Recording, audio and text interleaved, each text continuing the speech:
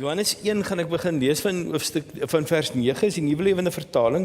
Johannes 1 is half it's a thumbnail sketch, is die buitelyn van die hele Johannes. En Johannes 1 skryf Johannes oor hoe hy die hele prentjie sien van wie Jesus is, waar hy vandaan kom. En hy praat van Jesus as hy sê, hy wat die betroubare lig is, wat elke mens verlig, was op pad na die mensewêreld. Maar toe hy wel in die wêreld was, die wêreld wat deur hom ontstaan het, die mensdom hom tog nie herken nie. Hy het na sy eie naam toe gekom, en tog het sy eie mense hom nie aanvaar nie. Aan almal wat hom egter aanvaar het, die wat in sy naam glo, het hy die reg gegee om kinders van God te word. Hulle is nie deur 'n natuurlike proses gebore nie, ook nie na aanleiding van die wilsbesluit van 'n man nie. Hulle is uit God gebore. En die woord het mens geword en by ons kom woon. Ons het sy heerlikheid duidelik gesien. Die heerlikheid soos die van die enigste seun van die Vader, vol liefdevolle goedheid en waarheid. En ek gaan net eers daar stop. Die ou vertaling het sê, vol genade en waarheid. Vol genade, die liefdevolle seun van God, vol genade en waarheid. Mense, ek gaan vanaand bietjie met julle gesels oor stikkende agente. En wanneer ek praat oor stikkende agente, onthou, ek het die eerste aand begin en gesê, man, ons is stikkend. Ons is nie okay nie, ons is heel nie, en dit is eintlik okay dat ons stikkend is. Solank ons stikkendheid nie net daar bly nie, maar as ons deel raak van God se plan, van God se gemeenskap, wat hy vir ons gee, dan word ons heel in hierdie gemeenskap. Die prentjie wat ek gebruik het, is die van 'n glasstuk wat gesplinter het, en daai gesplinterde glasstuk maak seer en hy vernietig, tot hy teruggeplaas word waar hy hoort. En dan vorm hy deel van die geheel wat God vir ons het. En gisteraand het ons 'n bietjie gesels daaroor, dat deel van daai proses van om as splinter saam heel te word, is just get real. Wees eg, wees wie ons is, klim agter ons maskers uit, en laat ons erken dat ek die Here nodig het en dat ek jou nodig het. Laat ons openlik wees daaroor, dat ons nie op ons eie kan nie. Want terwyl ons nog dink, ek kan self, is ons in die moeilikheid. Ons ly aan hierdie siekte van 'n 2-jarige, 3-jarige, 4-jarige, wat sal sê, ek kan self, en dan 'n gemors daarvan maak. My jongste het ontdek, dat hy baie lief is vir Ouras. So, ons het 'n Ouras supply in die yskas. Jy weet, die 2 liter kanne. Ek vermoed dat daar so 300 ml van elke 2 liter kan in sy keel afgaan, want die res is op die vloer. Want hy kan self. Hy kan self. En dis die probleem. Ons het die idee van ons kan self, en dan in die realiteit, dan werk jy goed nie uit nie. Ons het die Here nodig, ons het mekaar nodig. Vanaand wil ek 'n bietjie meer gesels oor dat die Here vir ons stikkende mense, ons mense wat nie self regtig kan nie, en wat mekaar nodig het, en dan nog steeds nie lekker weet hoe nie, het die Here vir ons draers gemaak van die heel beste nuus in die geskiedenis. Dis een van die wonderlikste goed wat daar is, dat God gekom het, en vol genade en waarheid, sy seun na die aarde gestuur het, en hierdie seun wat so vol genade en waarheid is, het hy gesê, ek laat my kind sterf, hoekom? Sodat jy kan leef. Sodat jy kan leef, en nie net kan leef nie, maar die lewe in oorvloed hê, soos Johannes 10 sê.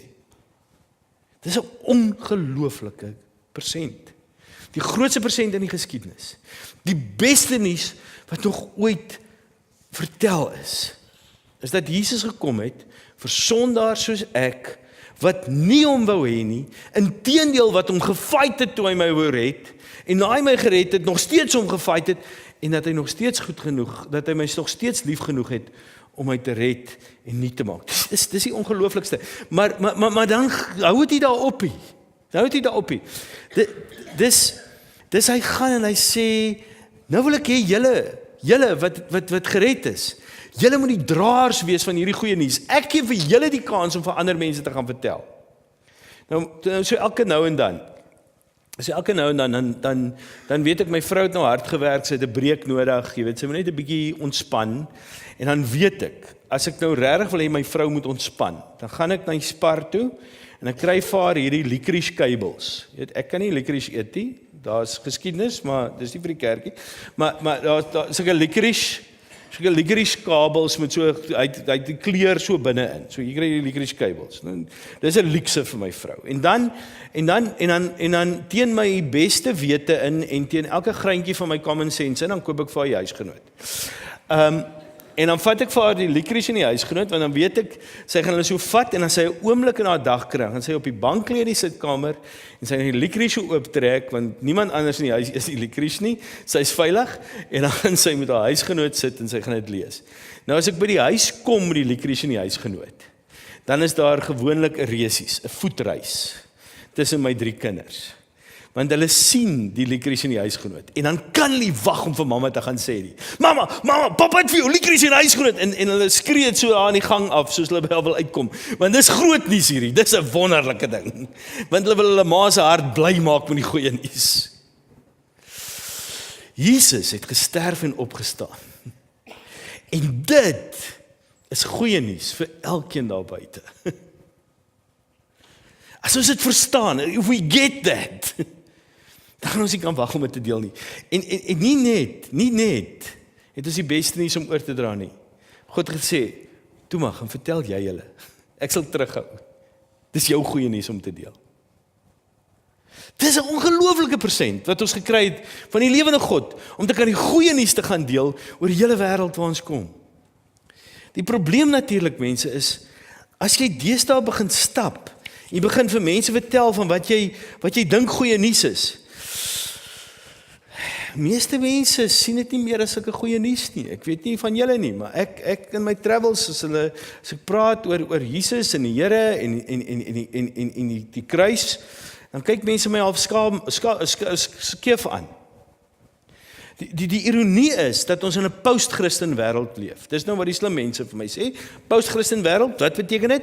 Dit beteken as baie mense wat Jesus Christus geken het, hulle het selfs groot gemaak in Christelike huise, en dan kom hulle op 'n punt. Jy weet, daar's so scene in 'n fliek, The Devil's Advocate, waar die senior prokureur vir 'n ou wat hy wil aanstel vra, are you a churchgoer? Are you a churchgoer?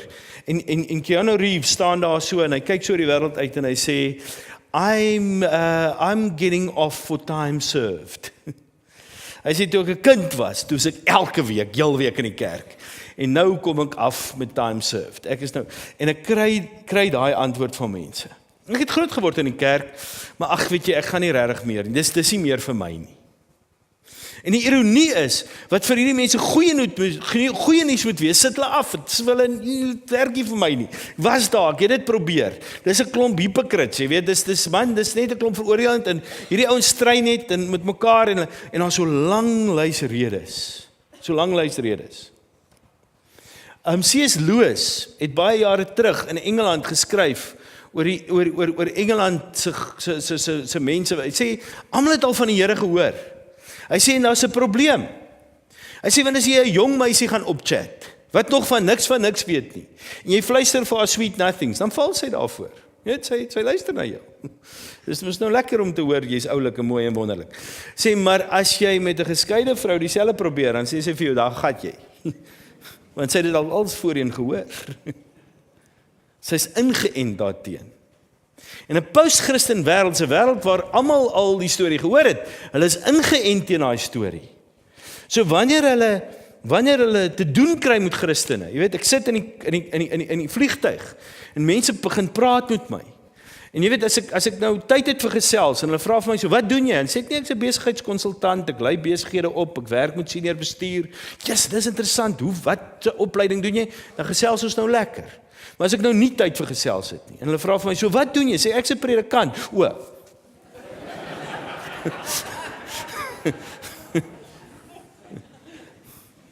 Dis die vinnigste manier om uit die gesprek uit te kom. Ek meen, die tweede vinnigste manier is om te sê, waar gaan jou ewige siel toe, as jy vanaand hel toe? Okay, maar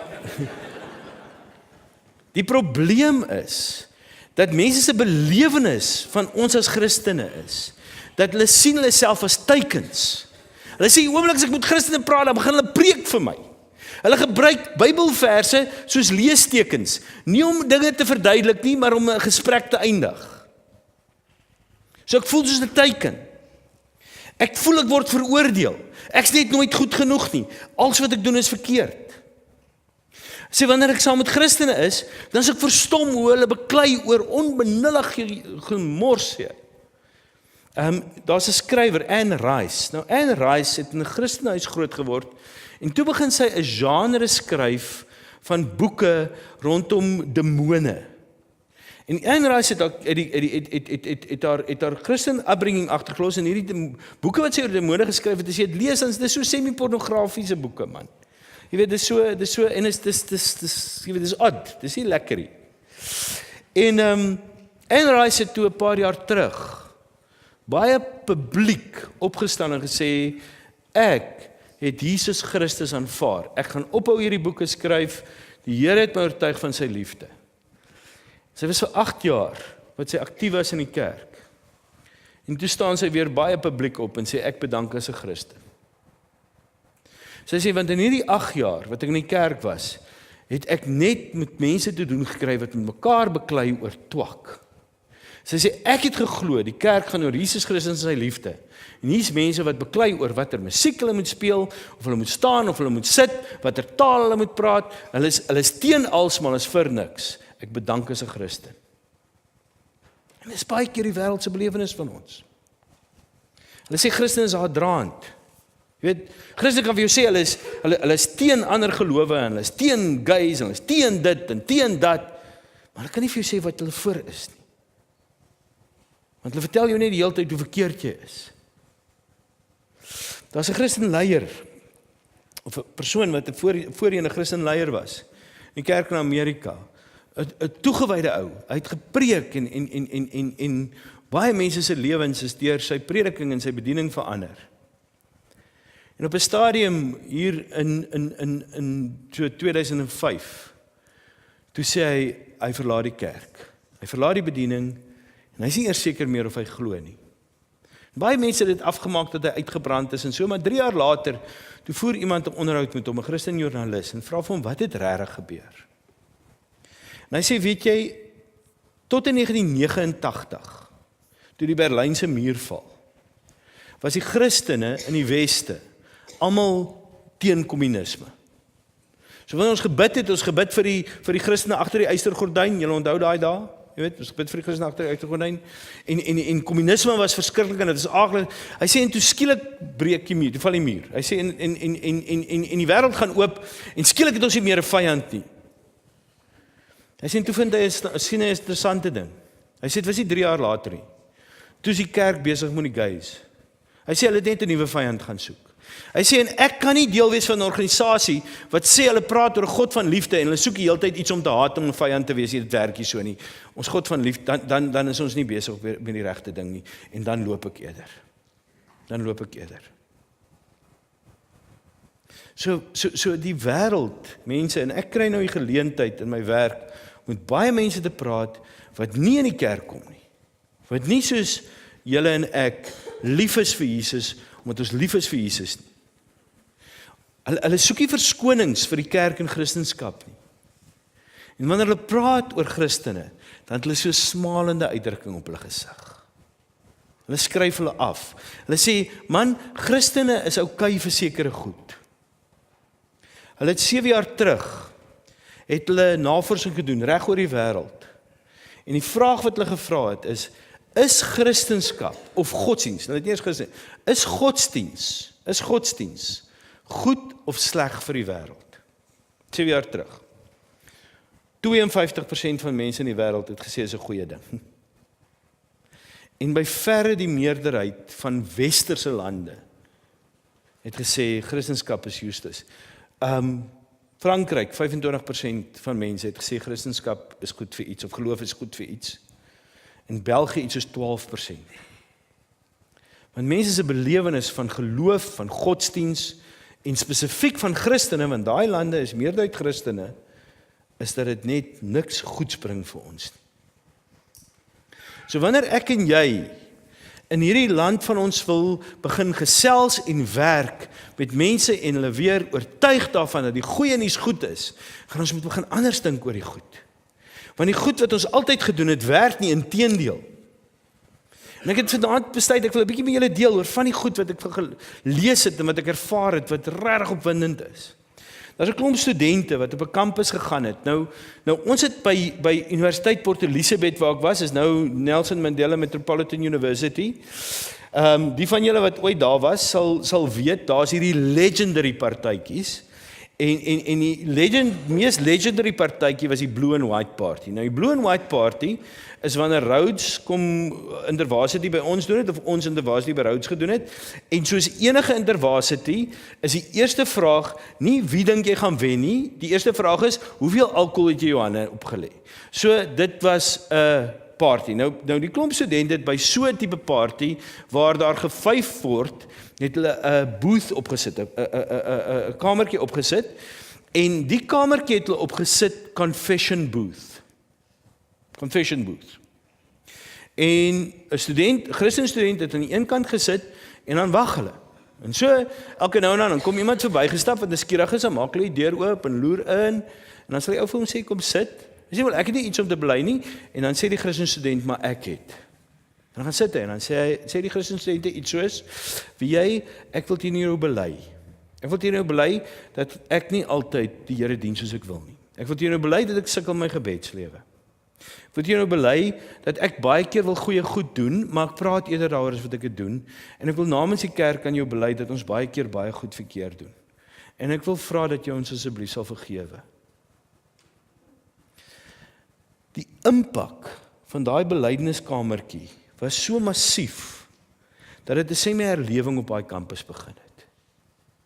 Want mense wat nooit na Christene geluister het nie, want hulle is bang om teenoor gepreek te word, wat Christene vermy het, want hulle is bang om veroordeel te word, het skielik gehoor, maar hier's 'n Christen wat reël is oor hulle gebrokenheid. En hulle sê, maar vertel my meer.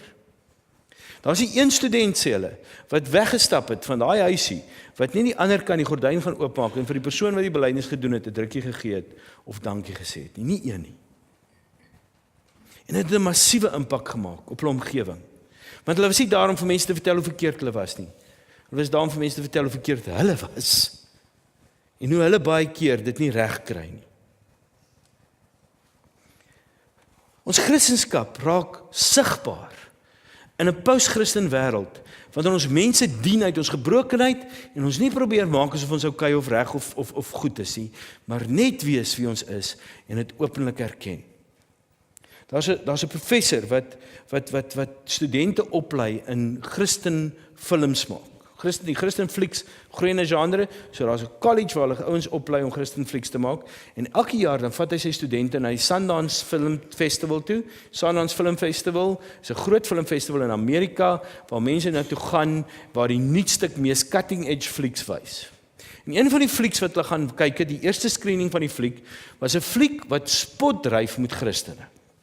Gaan oor hierdie klomp Christene, wat probeer almal net bekeer, en dan hierdie Christen koorleier, wat so vroom is, en so hard probeer om almal te oorweldig met haar vroomheid, en dan is daar een van die gemeentelede wat 'n gay kind het, en dan verlei sy hierdie gay kind om vir hom te probeer red van die feit dat hy gay is, en dan raak sy swanger, en is 'n hele gemors, maar deur die hele fliek, vertel hulle, sit die hele skare in lag. Hulle lag uit hulle maag uit. En by Sundance Festival, na die diens, na die fliek verby is, dan staan die filmmaker daar, en mense kan vir hom vra. En op 'n stadium, een van die eerste vrae wat hom gevra word is, sê gou vir my, wat dink jy gaan Christene se reaksie wees hierop? En hy sê, die ou staan so reg op, hy trek homself so agter, hy sê, ek weet nie, maar ek's reg vir hulle. Ek sal hulle aanvat. En die prof steek sy hand op, en hy staan op, en hy sê, ek wil vir jou sê, ek is een van die konservatiewe Christene wat jy nou net oorgevra is. En die eerste ding wat ek vir jou wil sê is, ek vra regtig diep om verskoning vir alles wat teenoor jou gedoen is in die naam van Jesus. Ek is jammer. En daar begin 'n gesprek. Mense wat gedink het, hier gaan die vonkespad, begin gesels. Lede van die gehoor kom na hom en sy studente toe.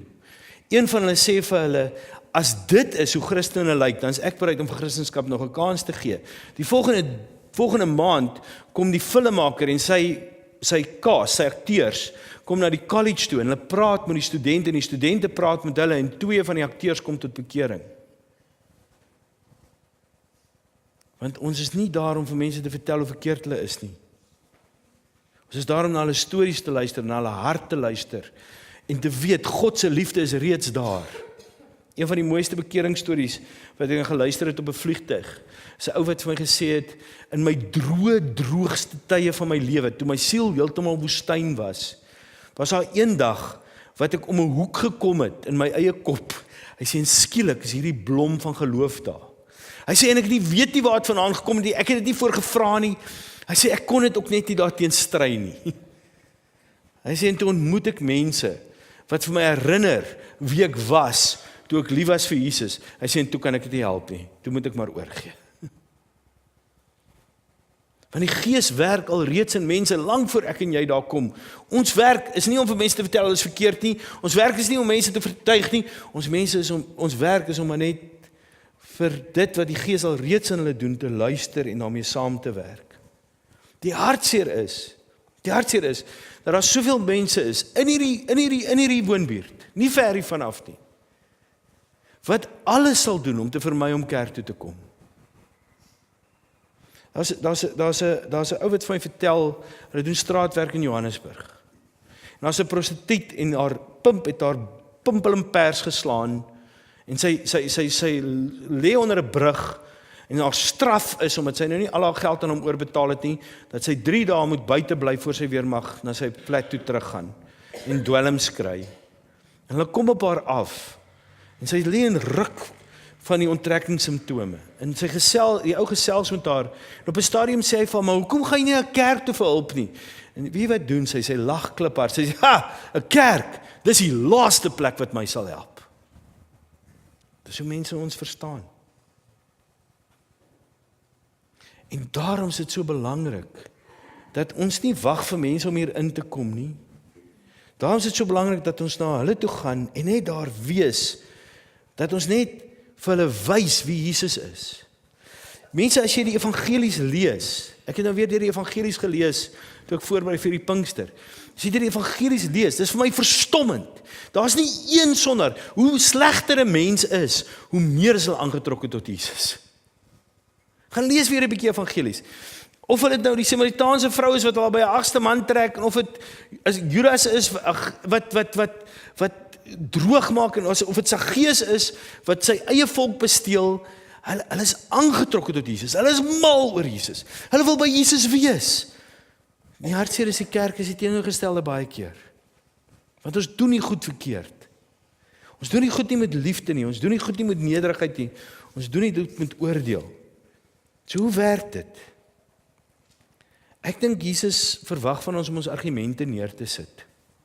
Ons gaan niemand oortuig deur met hulle argumenteer nie. Ek weet vir 'n feit, Jesus wil hê, ons moet ons veroordeling en ons kritiek neersit. Want Johannes 3 vers 17 sê, ek het nie gekom om die wêreld te veroordeel nie, maar om die wêreld te red, Jesus se woorde. Nie gekom om die wêreld te veroordeel, maar wêreld te red. Ons moet ophou die hele tyd as ons hoor wat mense doen. Ai, die wêreld is boos. Nee. Nee, die wêreld is God se. Wêreld is God se. Vir my is dit altyd verstommend dat mense wat nie in Jesus glo nie boos is nie. Dit gaan my verstand te bowe. Hoekom sou jy oordentlik wil wees? Hoekom sou jy getrou wees aan 'n vrou? Hoekom sou jy nie lieg en steel en hoekom? Ek verstaan dit nie. Natuurlik is dit normaal. Dis nie om te veroordeel nie, dis om met liefde uit te reik. Daar's mense wat sê, dis tyd dat ons soos die moslems opstaan vir hulle God. Asseblief moenie. Jesus het nie 'n bodyguard nodig nie. Hy is sterk genoeg. Wat Jesus nodig het is agente van liefde, wat sy liefde prakties sigbaar maak, deur die manier hoe ons dien. Wanneer ons beskuldigings kry, dan dra ons dit nie terug teen mense nie, ons vra om verskoning. Want daar is verskriklike goed in die naam van die Here gedoen aan mense. Ons het nodig om vir dit sê, ons is jammer, want dit is so, die kerk het baie foute gemaak, maar wie wat, ten spyte daarvan het Jesus nog steeds ons lief, en weet ek, het hy iets vir jou. Dit gaan nie daaroor dat ons mense in 'n blik moet druk en hulle moet wurg nie. Gaan kyk 'n bietjie hoe Jesus werk met mense. Wanneer hy by die vrou daar by die put kom, en sy wil met hom argumenteer oor godsdienst. So, waar moet ons aanbid? Hier of in Jerusalem? In Samaria of in Jerusalem? Dan sidestep Jesus die issue. Hy antwoord daar glad nie. Hy praat oor dors, want hy weet, mense is dors vir die ware evangelie. Hulle is nie dors vir nog 'n argument nie. Ek dink baie keer, een van die goed wat die kerk spectacularly verkeerd kry, is ons probeer vir die wêreld vertel hoe hulle moet leef. Weet julle wat doen die pers? Die pers bel die kerkleiers en sê vir hulle, so wat sê die kerk hieroor? Dan sê die kerk, wel, ons sê dit. Dan publiseer hulle dit en hulle maak 'n bespotting daarvan. Daar was 'n tyd gewees, toe die kerk in beheer was van hierdie land, via die regering, die kerk en die regering het so geloop, en trust my, ons het dit opgemors. Ons het dit opgemors. Want die kerk is nie gemaak om te heers op aarde nie. Ons is gemaak om soos Jesus te dien op aarde. As kerk regtig Jesus wil navolg, as die kerk regtig Jesus wil navolg, moet ons ophou Jerusalem toe hardloop en ons moet Bethlehem gaan soek. Moet ons ophou paleise bou en moet ons in stalle gaan bly.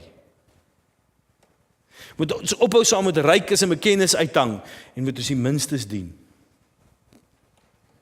Want dis ons roeping en dis ons verlosser en dis hoe ons in navolging met hom leef.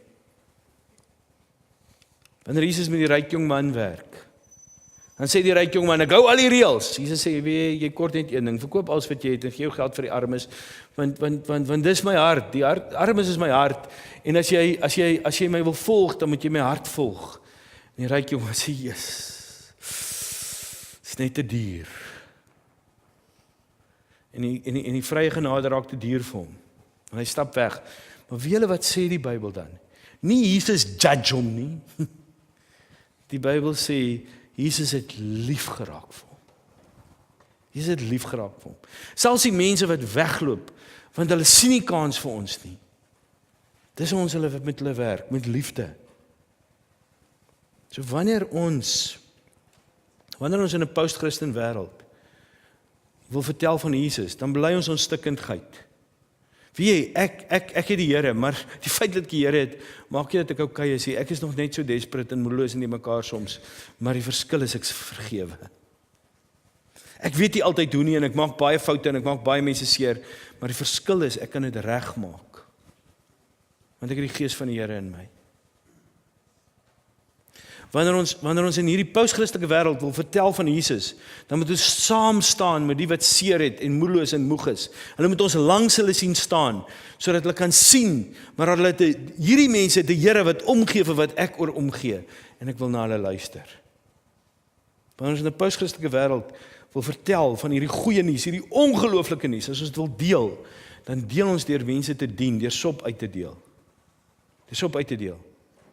Deur na 'n ouer huis te gaan. Ons het een keer 'n uitreik gehad na 'n ouer huis toe. Ek was nog 'n tiener en ons gaan na die ouer huis toe en nou stap ons so van kamer tot kamer en die predikant sê vir ons, man, vra wat die tannie nodig het of die oom nodig het en dan doen jy dit net vir hulle. Jy weet, help hulle net. En ek kom by die tannie en ek sê vir die tannie, ek is van so en ons kom kuier 'n bietjie hier en ek wil tannie net help. Is daar iets wat tannie nodig het? Sy sê, ou seun, ek het al so lank al nodig dat iemand my toenails vir my knip.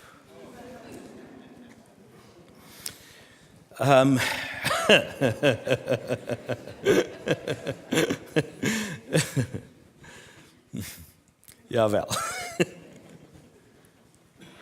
Maar dit is hoe Christus sigbaar raak. Dit is hoe Christus sigbaar raak. Christus word nie sigbaar in ons argumente nie. Christus word nie sigbaar in ons comebacks en ons formuletjies en ons 7 stappe in 4 rigtings nie. Christus raak nie sigbaar omdat ons uitsprake maak teenoor die regering en teenoor die drankes en dis nie waar Christus sigbaar raak nie. Christus raak sigbaar wanneer ek die liefde van die lewende God op 'n praktiese manier verstikkende mense wys. En wanneer ek dit verwys, gaan dit baie keer in my gesig teruggooi en nog op my spoeg ook. En wanneer ek dan kan sê, Here, jy het dit gesien, sonder om myself te verdedig of kwaad te raak, dan het ek die hart van Christus. Dan het ek die hart van Christus. Wanneer mense vir my sê, ja, julle Christene dink mos julle is so volmaak, dan sê ek seker daar is van hulle, maar elke keer as ek in die spieël kyk, weet ek is 'n fout. Kom ek vertel vir jou hoe onvolmaak ek regtig is, en hoe baie ek die Here regtig nodig het. En ek begin vir die persoon vertel, nie hoe sleg ek was nie, maar hoe sleg ek is. En dat die Here my nog steeds lief het. Dan luister mense. Ons het die goeie nuus. Ons het die beste nuus wat nog ooit in die geskiedenis vertel is. Kom ons deel dit. Kom ons gebruik 'n taal wat hoorbaar is.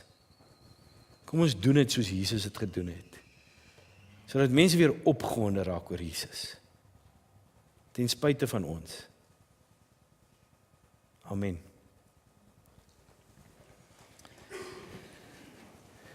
Here, U is oral waar ons gaan, sigbaar. U is oral waar ons beweeg, besig. O Gees, U is so lank voor die tyd, alreeds in mense se lewens, voor ons hulle kan vertel van U. En daarom bid ek dat ons dit sal raak sien. En dat ons die Here wat besig is in elke persoon wat ons ontmoet se lewe sal dien, wanneer ons daar kom. Deur ons dade, deur ons woorde, deur ons liefde. Leer ons om in alles U altyd eerste te plaas en onsself tweede. Gee ons die voorreg om hierdie ongelooflike kosbare nuus te kan deel. Want dit gaan immers oor U, Here, en dis ek ons bestaan. Amen.